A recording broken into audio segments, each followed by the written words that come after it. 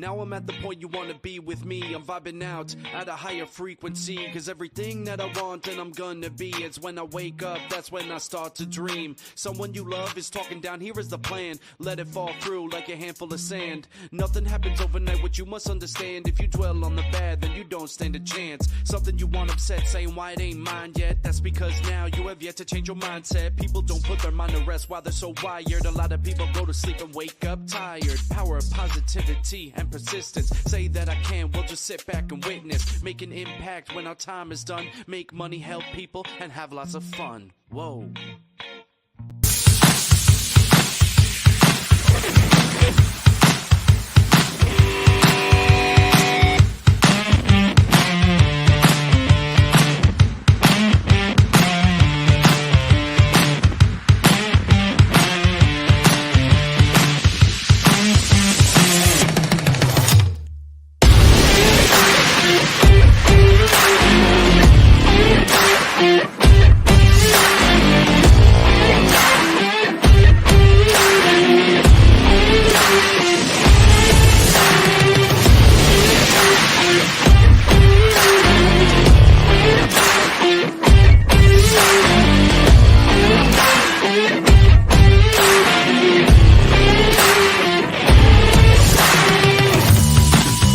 Welcome to 2 Minute Drill, the first pitch-only show that features entrepreneurs from all walks of life competing each week for more than $50,000 in cash and prizes. Hosted by legendary entrepreneur, sports executive, and investor David Meltzer. 5 contestants have just 2 minutes to deliver their most convincing pitch ever. Who will fold under the pressure and who will thrive? Congratulations, great pitch. After the pitches are complete, the judges will deliberate to decide our champion.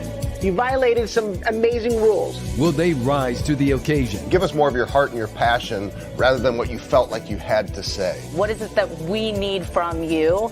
Because that's where you're going to get somebody. Will they blow away the judges? That was one of the best pitches I've ever seen. Will they be crowned champions? You are the winner of 2 Minute Drill. David Meltzer hosts 2 Minute Drill.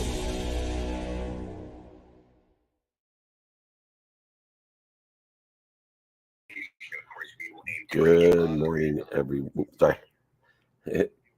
Good morning, everyone. Welcome. It is today the BYOQ, and we're here for over 20 years. And we got Nick setting the room on other platforms as well. All right, Nick, thank you so much. I was just getting everything up and running. It's a active day, and there's a lot of questions, and this is my favorite thing, and you're right. The reason is that when we bring our questions, I get to learn what people are listening for, and instead of trying to have people listen to me, I get to listen for. And hopefully we got a lot of questions online here at BYOQ. So bring the questions, we'll bring the answers. I also want to invite people, if you're in Vegas for the rodeo, for the basketball, just swing by the studio. We'll be there for the whole day in the lobby of the Wynn, filming these last 3 episodes of season 5 of Office Hours. And we'd love to see you. Just stop by. You can even grab some lunch with us. We don't mind. And then we'll back for CES. Dane Cook and I will be doing a conversation together, if you like him, and a little bit of a mastermind on January 9th. So reach out, Nick. We'd love to have you. Email me, david@dmeltzer.com. All right, Nick, enough wasted time. Let's answer some questions. All right, let's get rocking and rolling. And everybody, once again, that email for David is just david@dmeltzer.com, which, of course, you can find in the room chat as well. Now, with that said, David, I'm going to get over to Colleen for the first question of the day. So, Colleen, happy Friday. Feel free to unmute yourself and ask your question. Thanks so much. Good morning. Thank you. Happy Friday, everybody. Happy Friday. So, Dave, my question is actually twofold. So, we had talked about intuition, and I think it's such an important part of finding your flow, really being able to tap into the knowledge that you have to apply it. So, first question is, how do you know when you feel that intuition And second is, when you feel that intuition, how can you apply it to those skills, knowledge, and desire to really make sure that you have the best outcome in the situation that you're in?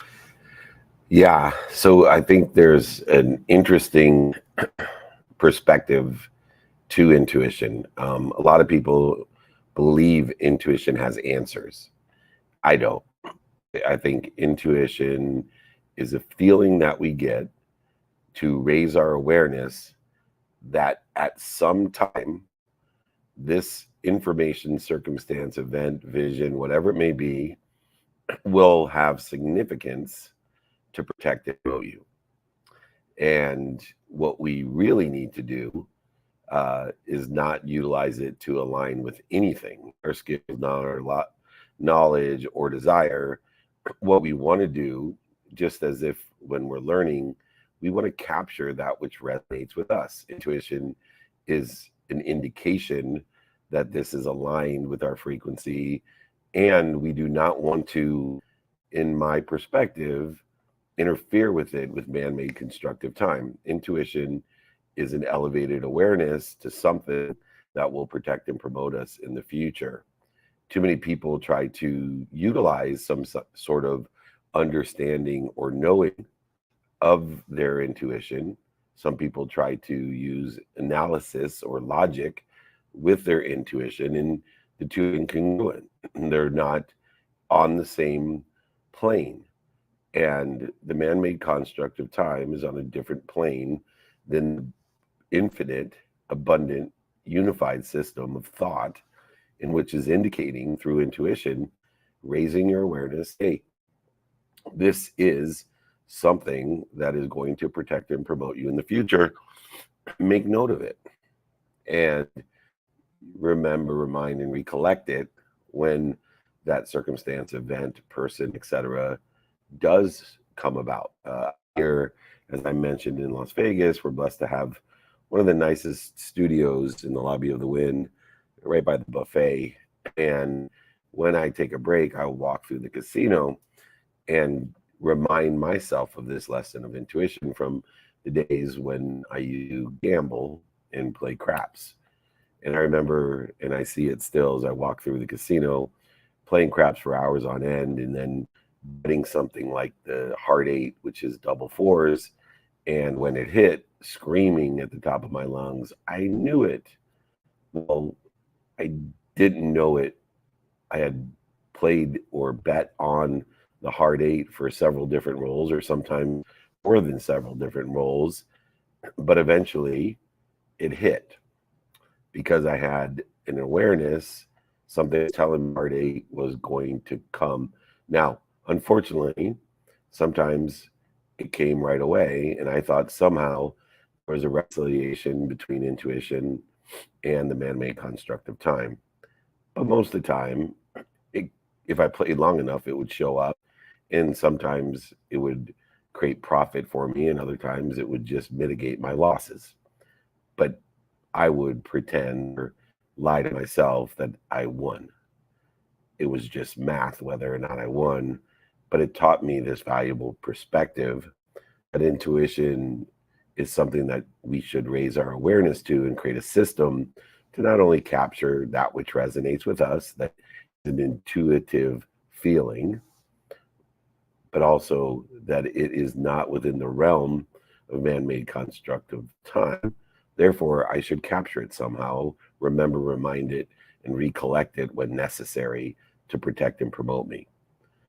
As I share that, I want to reiterate, this is my perspective, and it works for me. And it seems to work with a lot of my clients as well, but it's a different perspective of intuition. If you study physics, quantum physics, or metaphysics, you will know that separation in relativity of time and special relativity of time and exact relativity of time and simultaneous time, that mathematically or in applied mathematics will support, if you share that perspective, my analysis intuition of one, the execution or outcome exists on the man-made plane, man-made constructive time, and the intuition exists in the unified, abundant, infinite system of thought. which has special relativity or exact relativity of time according to the velocity or frequency that you vibrate at. But I may be going beyond myself or anyone here. And if anyone's curious about having that conversation, it's something that is super exciting to me. And I am down the rabbit hole of studying time and utilizing relativity to create more, co-create more in my life, and have taught many people how to utilize time to be more productive, to add more value, more accessible, to access what you want, to be more accessible to others, to allow them to access what they want. Of course, more gracious and forgiving, to deal with the light, the love, and the lessons that exist in all circumstances. Very, very interesting subject matter and topic. I have had that conversation with Colleen, and we'll continue the conversation as well. Hopefully it stimulated some sort of interest in how to utilize your intuition in a different manner. Thank you, Colleen, very much. That was awesome. What a great way to start your day. What do you say, Nick? No better way to start than especially a very, very good question. So thank you so much, Colleen. You have set the bar very, very high for today's Ask Me Anything, or BYOQ as we call it. And David, let's keep it rolling. Another one here on Clubhouse, and then we can take one online. How's that sound? That sounds great. Perfect. All right, let's keep this rocking and rolling. It looks like we have Eric who's joined the stage. Eric, happy Friday. It's great to see you. So glad you made it here on Clubhouse. Feel free to unmute yourself and ask David your question. Welcome. Oh, Eric, the unmute button is in the lower right-hand corner of your screen. And if you're unable or having any trouble, we can, of course, come back to you. Let me see here. Yep, it looks like he's still having some trouble. So we will go over to Alex. Alex, happy Friday. Feel free to unmute yourself and ask David your question. Welcome. Thank you so much. Happy Friday, everyone. David, I know we had a ton of credible people in the studio yesterday. I'm just wondering, what is the biggest lesson or takeaway you have from yesterday's filming? The biggest takeaway that I had was actually from the youngest person there, and that was Ellie Zeiler. She is an extraordinary young woman. She's an activist. She's an influencer, as I say. She's definitely not spreading dis-ease. She's spreading ease. She has incredible wisdom. She's an old soul. Her beauty exuberates, if that's a word, externally and internally. But the takeaway that I got was that, Ben's deep. A lot of people talk about Gen Z, and she's the master of, I think her community is 13 million people at the age of 19. But she holds it in the right perspective. And if we have young leaders like Ellie Zeiler, as I utilize the comparative analysis of her compared to, Damon John or Apollo Ono or, John Hennessy or there's so many great people that come on. I always forget was there, but we've had, Tillman for Cameron Diaz and every great football player from Marshall Faulk, Eric Dickerson, Reggie Bush. It doesn't matter. We haven't hit our best, and our potential is extremely high. And if we have young leaders like Ellie Zeiler, my biggest takeaway is how blessed we are that we have a deep, deep bench of leaders that have an abundant mindset and have an extraordinary heart set and still maintain the consistent, persistent pursuit of their potential for the greater good. And I wouldn't have thought that would be my takeaway with all the, John Gordons of the world and the Ed Miletts of the world and the Sarah Wayne Collies of the world. And it was just amazing. She's amazing. And every time she opened her mouth or even asked a question or an answer, I was blown away. And so I like to give a big shout out to her. She's definitely the MVP, and just taught me so many different lessons. But the greatest lesson she taught me is our bench is deep. Absolutely love that lesson, David, and could not agree more. Let's go ahead and take a question from online, and then we'll come back to Clubhouse here. I'll reset the room, and then we'll keep moving and grooving with some live questions, okay? Yeah, I love that. So I'll just take so many here. Keep the questions coming, everyone, in all the different platforms. We'll get to you, and if not, you can come on or ask me anything on Mondays here at the Breakfast of Champions. And if I don't get to your question, we do it every Monday. Ask me anything, usually around 3 p.m. Pacific time. I like this one. Do you have advice for a young aspiring entrepreneur about going to college or not? I have these conversations with one of my friends, Gary Vaynerchuk, because I believe people misinterpret when someone says you don't need to go to college. That seems very true to me, that you wouldn't need to go to college, especially if you're an aspiring entrepreneur. But what you really should do is see if college is aligned with your timing and risk tolerance of where you think you want to be or better as a young entrepreneur. There's many great value going to college for entrepreneurs, and there's many great values of not going to college. Whatever you decide to go to college or not, make sure, number one, you know your timing and risk tolerance of going to college, but make sure you don't miss the boat. Make sure you don't miss the picture when all these entrepreneurs who are super successful, who have dropped out of Harvard or not gone to college, because there's a lot of them. Make sure you know one thing: they're educated. That although they did not align with the way colleges educate us, they pursued their education in other ways.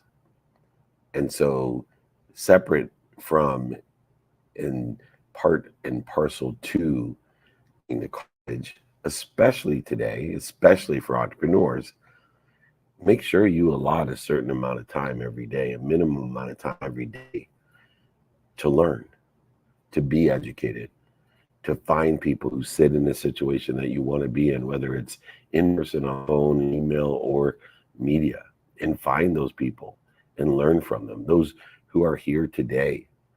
We have been, free Friday trainings before the internet, 24 years. Everyone that's here today is utilizing some sort of methodology to be educated. And it may align better with your timing and risk tolerance as an entrepreneur than going to college, and or it may not. And so I think what we don't want to lose within the context of going to college is, one, knowing your timing and risk tolerance, and two, that education, being more interested than interesting, is extremely important for an aspiring entrepreneur or anyone that's pursuing their potential. The nice thing about it is that there's never been a time where we can receive our education at such a high level for free, if that's your timing and risk tolerance. And I would encourage everyone out there to be more interested and interesting, to encourage our young people, not necessarily to go to college, although all my kids went to college, it aligned with their timing and risk tolerance. And there's many aspects of college that I wouldn't want them to miss, and they didn't have to have the financial security or risk that I had to have when I went to college and law school and business school and all the other education that I paid for. But don't misguide or misinterpret going to college as you shouldn't be educated. If you're not spending a minimum amount of time every day learning, being more interested than interesting, you're not going to get there. I'm 55 years old, and I spend a minimum of 2 hours a day learning. I think one of the three biggest things that will make a difference over the next 10 years are those people that read, because they'll be able to distinguish the truth from what's not true, AI from the original. Only if you read.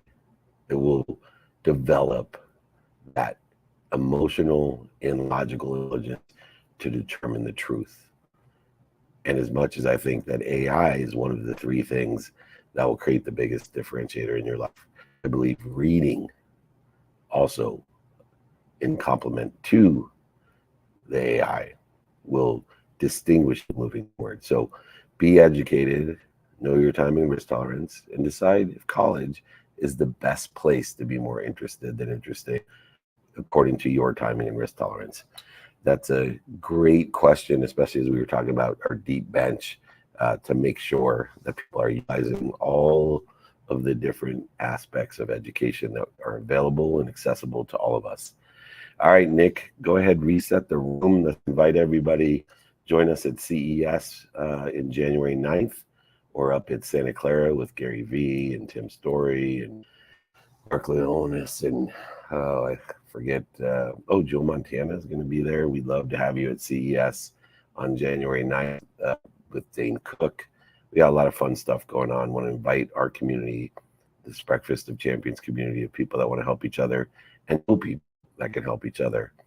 Go ahead, Nick, reset the room. Beautiful. Thank you so much, David. Doing a quick reset of the room here. Happy Friday, everybody. We are, we're in the second quarter here of David Meltzer's Power Hour in the best room in Clubhouse, the Breakfast with Champions. Of course, today's topic is BYOQ, bring your own questions.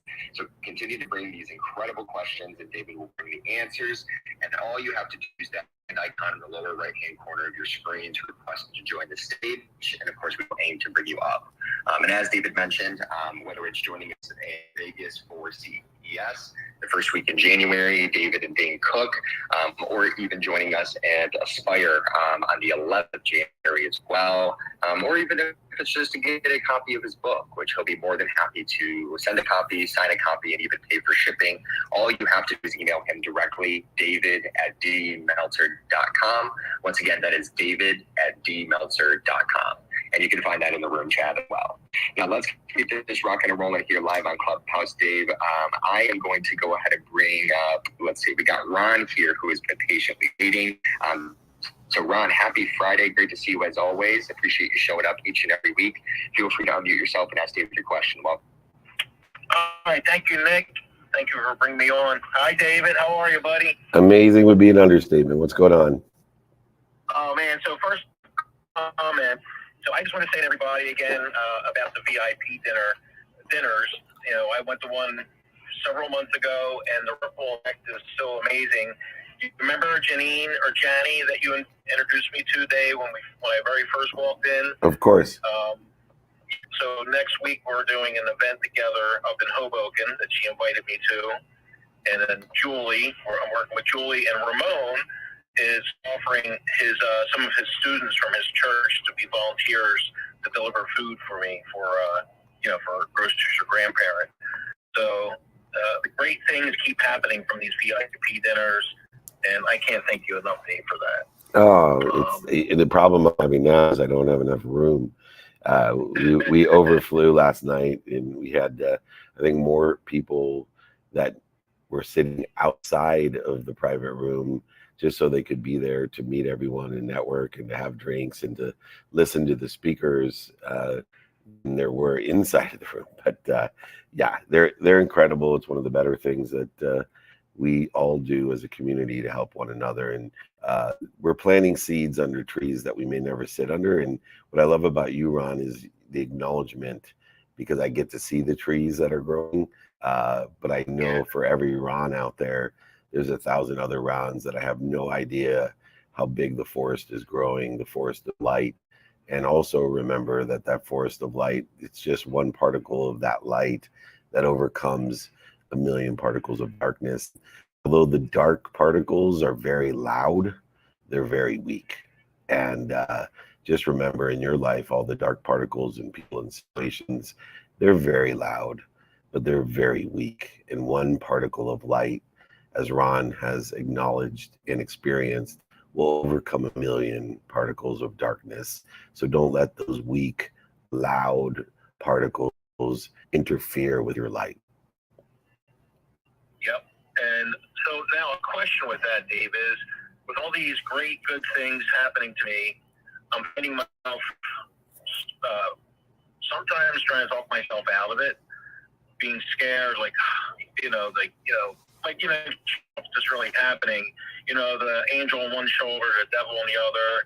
I'm going right to the dashboard, and doing our exercises, but that voice in the head is like, it's not that I don't deserve it, but how do I handle this, Dave? It's like, it's just piling on all the good stuff, but in my head, it's like, you're not ready for this. You can't do it. And then, Yes. Does it make sense? Yeah, it makes so much sense. Yeah, well, who do you think put those voices there, right? Exactly. And so we have something called an ego. And what happens is we somehow try to deny a fact that's omnipresent. Fear. And fear is what protects and promotes us. And when fear is present, because we are putting ourselves in an unfamiliar or uncertain position, the ego evokes itself. There's a need to be inferior. There's a need to be separate. There's a need to be worried. There's a need to be anxious. There's a need to be guilty, resentful, offended, inferior, superior, as I stated. All of these different ego-based protections and promotions come to us. And so the first thing that we want to do, Ron, is tell ourselves when we hear that voice, hey, Kissel, everybody has these voices, and ask ourselves, what am I truly afraid of?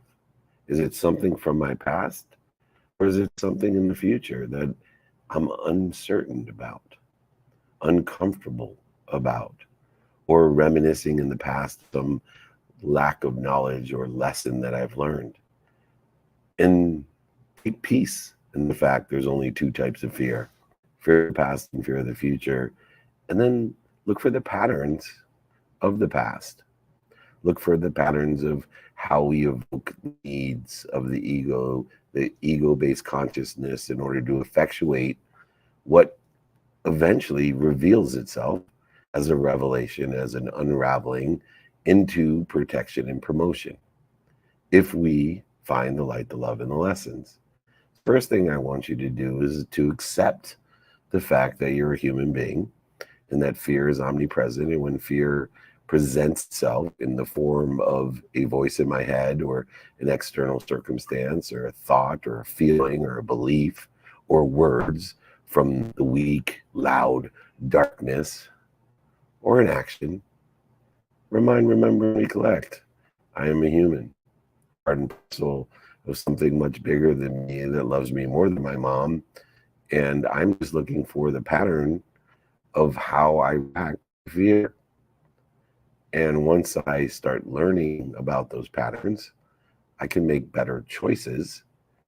But in the interim, as I'm learning about myself and what I'm afraid of in the past and what I'm afraid of in the future and the patterns of the ego they evoke in order to effectuate the protection and the promotion of that fear, I can use time to effectuate progress. I'll just spend less time in listening to that voice. I'll just spend less time with the need to be inferior or worried or not worthy or resentful or guilty or offended or angry or anxious or any of those feelings that interfere with the omniscient, all-powerful, and all-knowing, the infinite system of thought that we talked about earlier.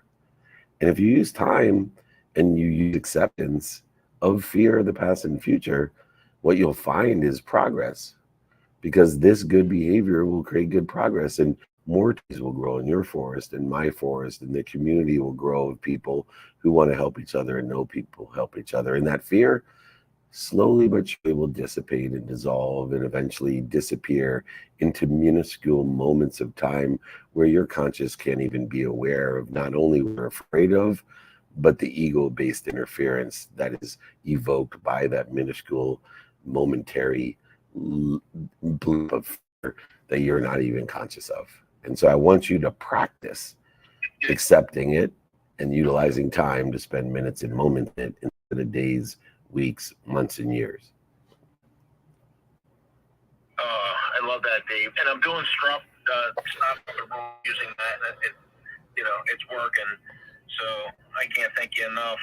Real fast, Dave, I don't know if you have a time for a 5-minute call before the 14th, before Maurizio comes to see me about that thing. I want to ask you a few questions.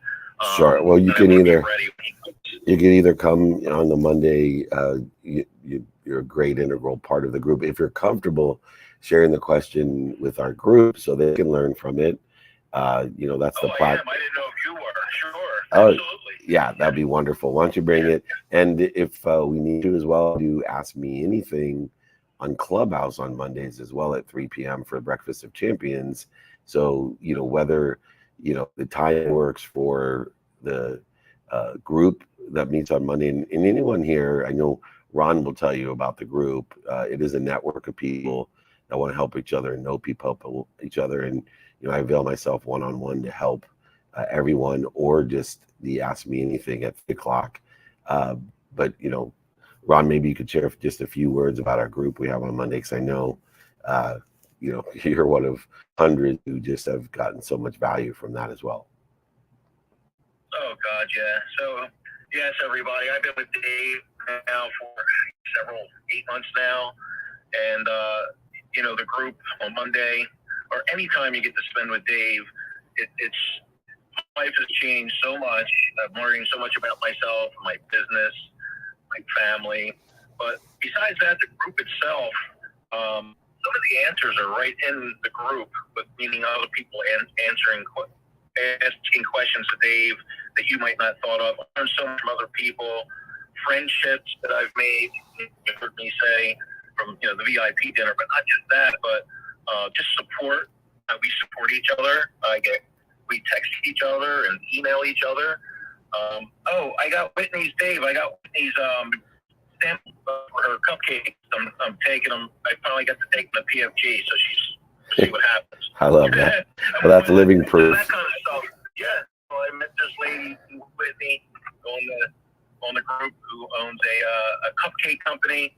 Is trying to get it distributed through us distributors, and I knew somebody because I'm in the culinary world all my life. And Dave not just helping us, but we're helping each other. It's just a beautiful thing to be part of. And then lastly, Dave, how about that? I was talking to Maurizio the other day, and he's like, "I'm jumping on a plane to come see you. It's time to sit down and eat." How do you like that, Dave? I love it, and I wish everyone could see what we see. And I appreciate my friend. Let's go on to the next person. I have a wonderful weekend. I will talk to you on Monday. You got it. Love you. Love you, man. Thank you. Nick, it's past halftime. Why don't you get the room? And you have tons of questions all over the place. Yes, absolutely. Quick halftime reset, everybody. Welcome and Brian, thanks so much for joining us here in the Breakfast with Champions, the best room and community and clubhouse for David Meltzer's Power Hour. Currently 6:33 a.m. Pacific Standard Time, 9:33 a.m. on the East Coast. And keep bringing these incredible questions, and David will continue to bring the answers. As you have your questions for David, please use the hand icon in the lower right-hand corner of your screen to request to join the stage. And of course, we will aim to bring you up. And as mentioned previously, if you'd like a copy of David's book, want to join us in Las Vegas for the VIP dinner that David and Dane Cook will be doing together, or even the masterminds, all you have to do is email him directly, david@dmeltzer.com. And then David, I actually going to pass it over to a good friend, the wonderful Kristen Franklin, who I know has a wonderful upcoming event that she wanted to share with Abundant Community, and also has a question for you as well. So Kristen, happy Friday. Feel free to unmute yourself and welcome to the stage. Hey, happy Friday. Thanks, Nick. Thanks, Marissa. Davey Wavy, look at you. Full clubhouse room. I'm loving it. How are you? Cool. Yeah. So fun. Well, speaking of cool, you may be the coolest. So can't wait to see you very soon. And thank you for everything you're doing with the amazing world peace and your community as well. And I just enjoy being a part of it. But tell everyone what's going on first. Yeah, so the Artest Foundation is hosting its annual event, which is a basketball clinic and a holiday party, and we give away free toys and books, and we bring technology and education to the kids. So for those of you who don't know, the Artest Foundation is a not-for-profit foundation. It's a national foundation, but founded in New York City, where Meta World Peace was raised in one of the largest public housing projects in the Northeast. And we really bring to them everything we think that could be valuable. So we have drone that's going on. We have something called Hood Code, which is coding and development. We have financial literacy, obviously the traditional stuff. We're playing golf this year, basketball programs. And actually one of the biggest aspects, if you guys don't know and haven't seen either the Netflix or Showtime film, mental health plays a big part of this. And now more than ever, we all hear the statistics post-COVID, but imagine being in a place where you can't talk about it, you can't touch it, you can't emote in any way. And we're helping to bring in virtual ways so that these kids can really get, the holistic, well-rounded help that they need for success. So that's what we're all about. And we're hosting our annual event. And we would love it if you are in the Queens area. Come on out and join us and see what we do. And if not, of course, we'd love to take your money. It costs us about $1,200 a year to put one child through the program. And of course, not asking that much. But if you look at Dave's network, my network, your network, if all of us even gave just $1, we could make massive, massive change and difference. So all you have to do is go to the artestfoundation.org. And you can see the event there, and you can see how ways you can volunteer and donate. And that's really it. I love it. I want to remind people, because we are in the season of giving. I'm always in the season of giving, receiving, witnessing, giving, receiving. But I think it's important that people, when we look at giving as a value add world, where when we ask others for help, it adds value from the people who can help, because nobody feels better in a giving and receiving and witnessing situation than the actual person who's giving. And why not give that opportunity? But I think that people should feel inspired to give, not obligated. And so if you feel obligated to give, don't. But if you feel inspired by a situation, I know that I grew up in a very similar area, in a very similar part of the country, in a very similar neighborhood. And because of the similar circumstances, it resonates with me and inspires me to help other kids that were in a similar situation that I am. I distinguish even for myself that I don't give anymore. I'm okay telling someone when I feel obligated to give. No, because I want to give to that which resonates and inspires me. And so if this is a circumstance or something that inspires you, Kristen, where should people reach out to you to participate in the foundation? Yeah, you just go to the website, which is www.theartestfoundation.org, and that's ARTEST. Amazing. And if you're a big Meta fan, which I am, also lean in, and I'm a big fan of yours as well, and I look forward to seeing you in New York. Well, wait, I have a question. This is bring your Oh shit. So yeah, good. I forgot why I was here. Sorry. My question is, how to get to be as cool and as fun as you? Oh my gosh, hang out with my daughters. They keep me cool. I've always been fun, but as you get older, some people think what you think is fun anymore. But I hang out with my daughters, and they're right in your backyard. I know. I say, I have several friends that are over 90 and over 100.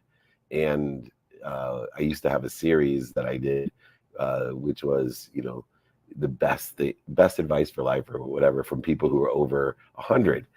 And it was amazing. One of the common denominators was always make sure you have young friends. If you plan on living a long time, which I do, by the way, you have young friends, because if you outlive all your friends, you're going to have no friends as you get older and older. So I think hanging out with young people, I mentioned Ellie Zeiler, my girls, these are the people that make me cool, if you think so. And also, most importantly, they keep me fun at least. And so hang out with young people.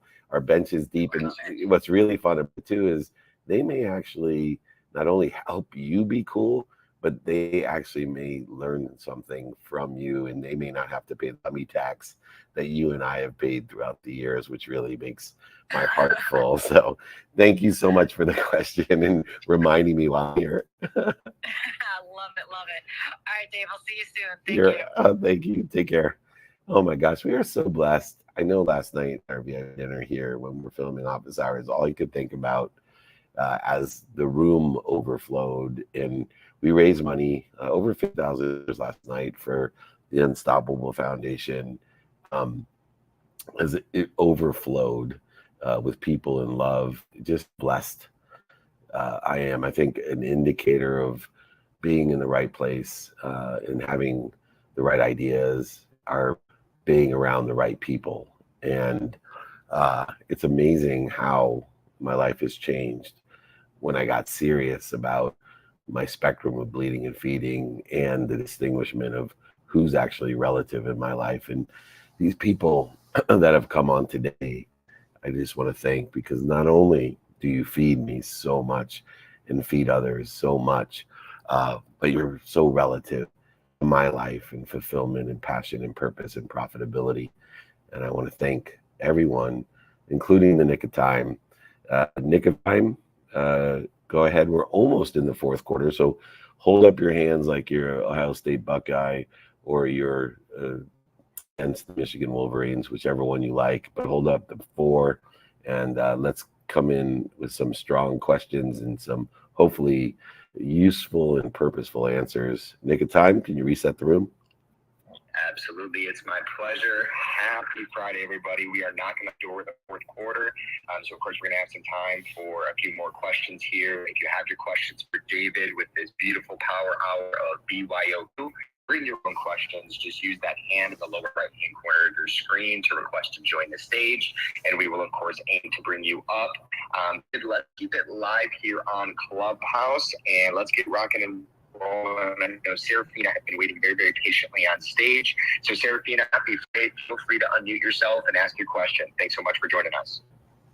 Hello, happy Friday. Hope you guys have a good day filming Office Hours Day 2. Thank you.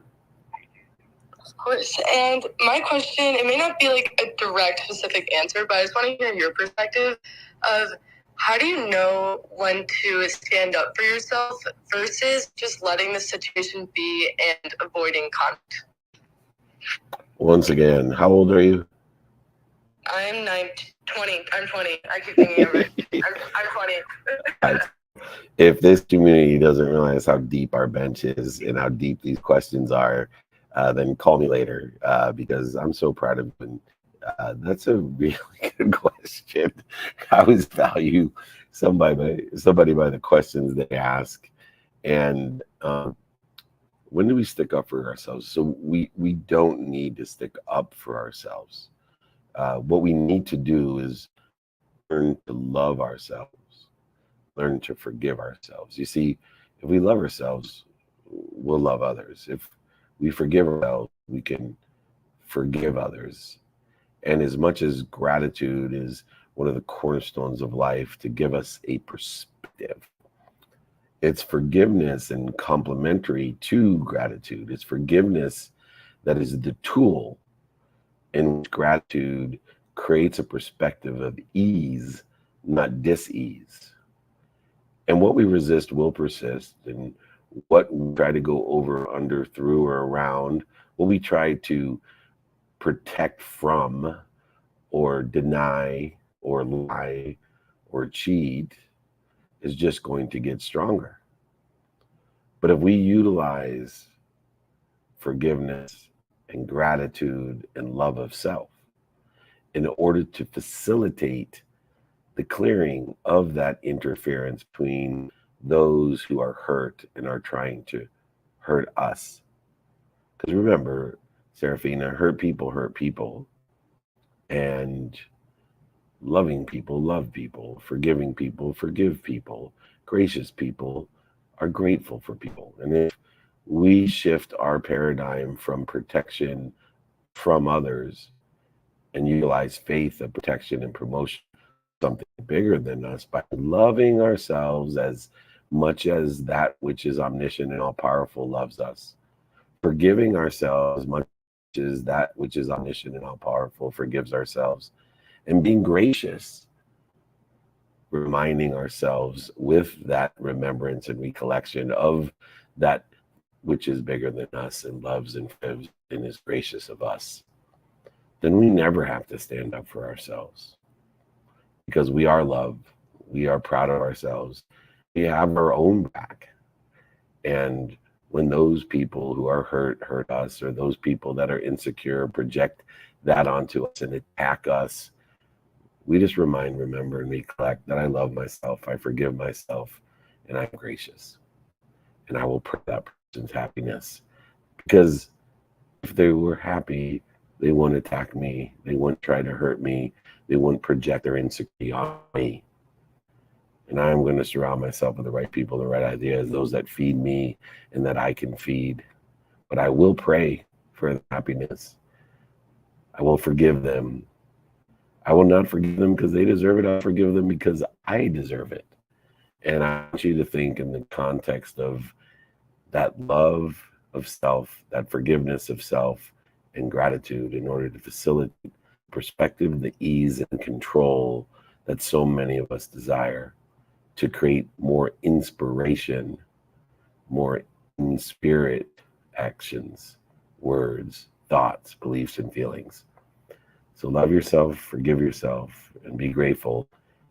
And all of those haters, all the dark particles, all those people that are hurt and attack, project, will disappear, dissipate, and dissolve from your life. And you will attract more people who love themselves and give themselves and are grateful. What a beautiful question, a deep question. Thank you for once again inspiring me. Keep our benches. I know you just turned 20, so it's amazing you would be up this early. I know it was probably finals for you, and you took the time to be here and be part of a community and learn. We need more of Serafina. Bless you. Thank you. And we look forward to having you out with us when the finals are over. So thank you, Serafina. Awesome, and I could not agree more, David. We need more of Serafina in our lives, let alone more young like Serafina. So thank you so much, Serafina, for the incredible question, and of course setting the standard and the bar so high. David, let's keep it live here on Clubhouse. We have Pool, who has been patiently waiting here on stage. So happy Friday, and my friend, welcome, and feel free to unmute yourself and ask David your question. Happy Friday, everyone. Happy Friday, Dave. Happy Friday. Thanks for joining us. My pleasure and honor, and kind of open ears, open head, and open mind and everything to suck all this in. So honored to be here. I'm out today at a Christmas party. There's a group that I've recently connected with. They kind of business networking and finance, like a good group, and the founder, I'm liking the Bible. So in terms of building my community, you know exactly where I am with my men's wellbeing transformation gig. So firstly, in terms of, right, what's my question? It's about networking. It's about, do you know anyone who I can help or who can help me? I'm thinking along those lines as you teach. Is that the approach, or what would you add or change from that? And secondly, the first thing I'm doing commercially is group coaching. So to what extent would I prefer a webinar where I educate and offer a kind of a matching consultation call with a view to that, or to what extent do I just share what I'm doing broadly? What's your advice? Sure. Well, I do a systematic approach to building my community. And, I have gotten away from the ideas of networking or connecting, gotten away from the ideas of branding because of the total size of the total addressable community. My focus is to build a community of people that want to help each other and know people that can help each other. And so I create different values for free in a group setting and on a one-on-one basis.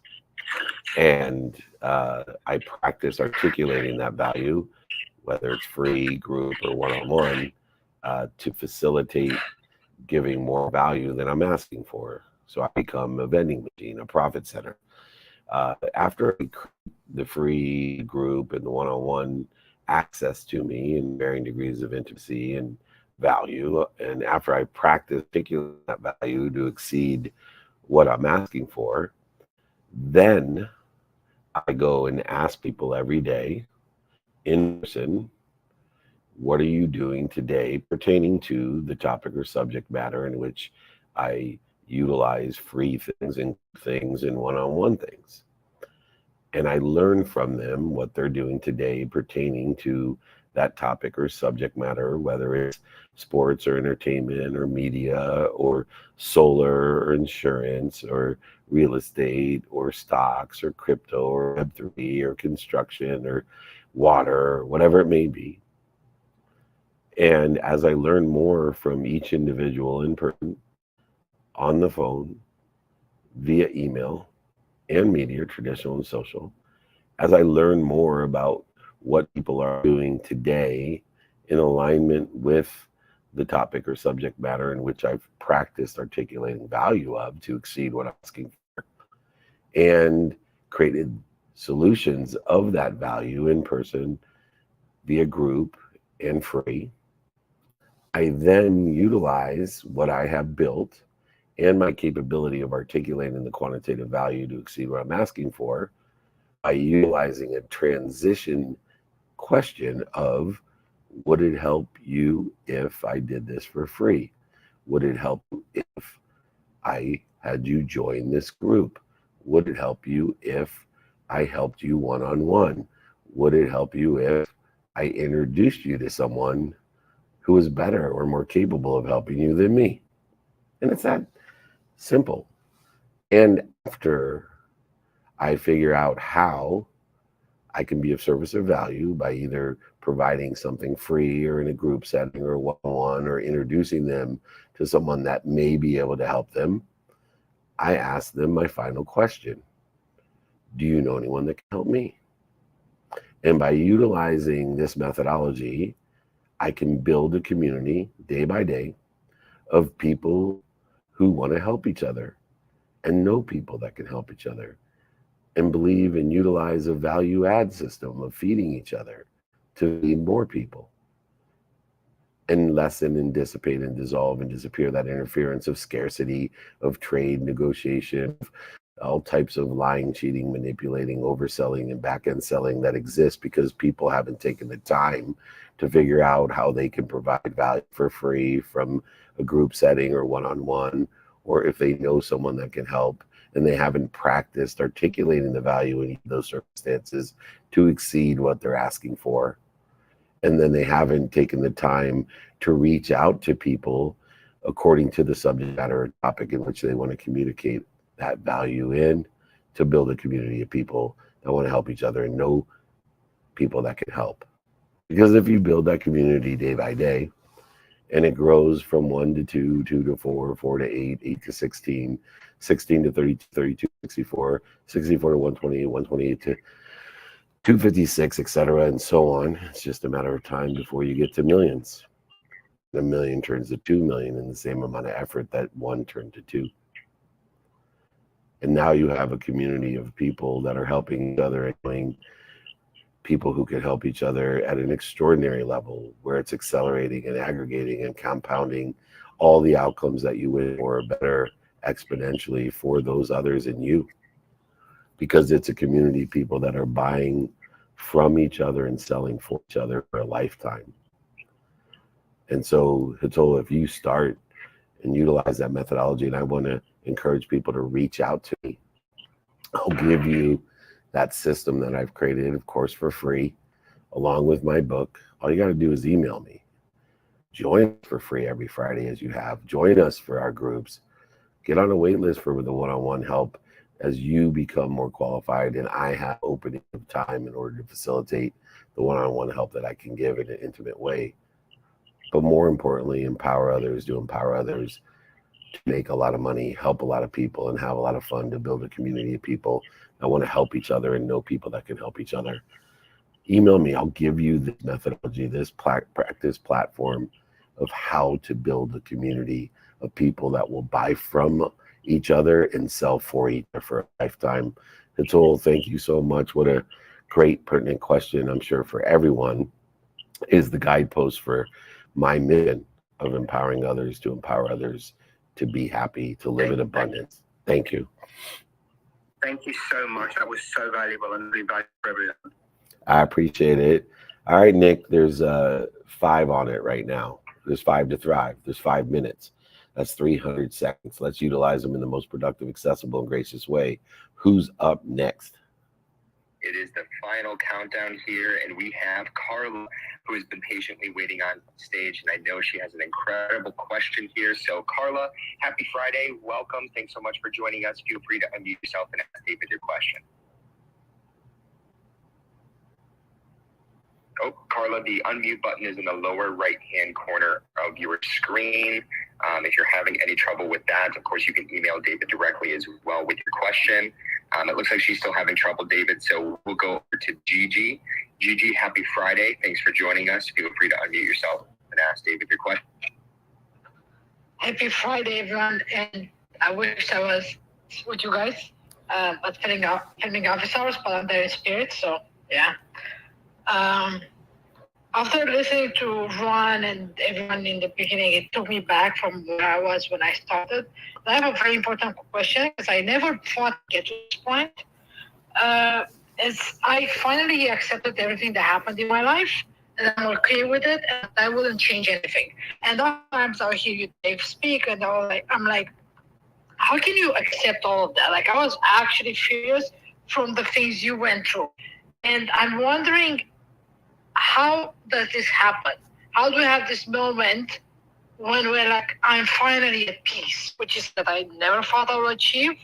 And I'm moving forward, but I'm still at peace, which is so interesting. So I would want you to talk more about this and your process on achieving this, because I got by listening to you and practicing what you say. So yeah. Well, it's extremely valuable to be at ease, because when we're at peace or at ease, we are in the flow. We become influencers, not influencers spreading the flu or disease. And I meet so many people that are in disease, mentally, physically, spiritually, in disease, economically, in disease, time utilization, disease. And so the primary focus of teaching people how to be at ease is, number one, to establish their belief or perspective that there is something bigger than them that protects and promotes them, loves them more than their mom. And therefore, it allows them to identify the fear that interferes with their ease.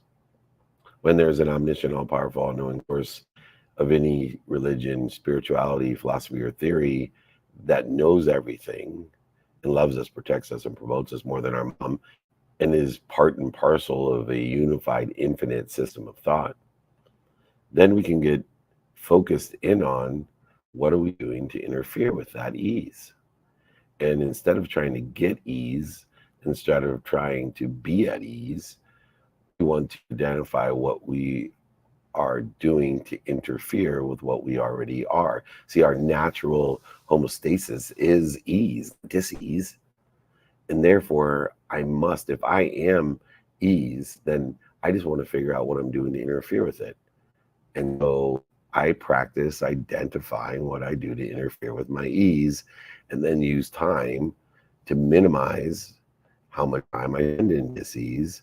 And I look for the clues, the patterns, and I make better choices in order to facilitate spending less time in dis-ease, understanding that I am instead of I'm trying to find what I am, or worse, I am worried about what other people think I am.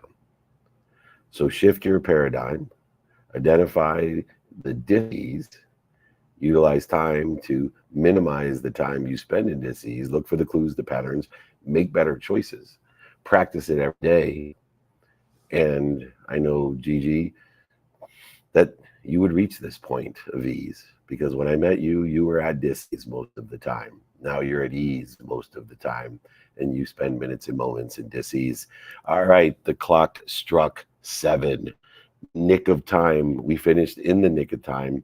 Let's go ahead and close out the room. Anyone that wants that guide, email me, david@dmeltzer.com. Join us in Las Vegas today.